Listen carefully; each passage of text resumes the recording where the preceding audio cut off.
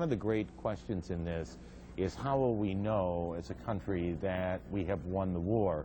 Do you see that answer in the next year, 5 years, the next generation, ever? I'm afraid that I think that I heard that today, talking about when we've won or when the war is won, and getting to Baghdad and even sort of seemingly pacifying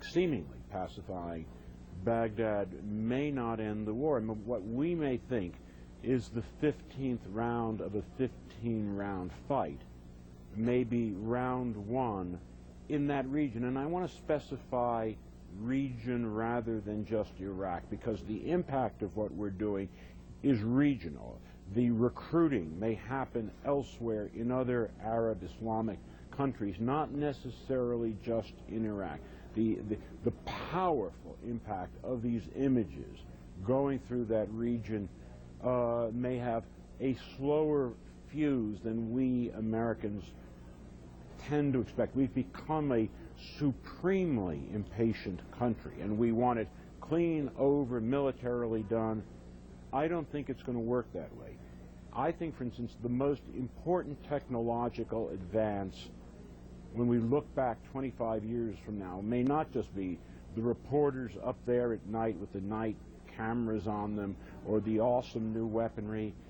It may be the fact that for the first time this war is going out live and in color in the Arab world, with Arab networks, with Arab voices commenting on these images. That may be, in fact, the most important technological development since Gulf War I. And therefore, the fuse may be a much slower burning fuse. Americans, by and large, are focused on this long view of what means peace, or have they focused to this point on the narrow view, let's take Baghdad, let's get rid of Saddam, whatever, however you frame it? Well, I think the administration has taken the latter. I think the American people are more uneasy, they're wary. I think when I go out and say, and I'm somewhat melancholy about this because the prism through which I see things is Vietnam, I have a feeling that we have punched our hand into the largest hornet's nest in the world, and therefore the consequences in the region are likely to be very difficult in other countries.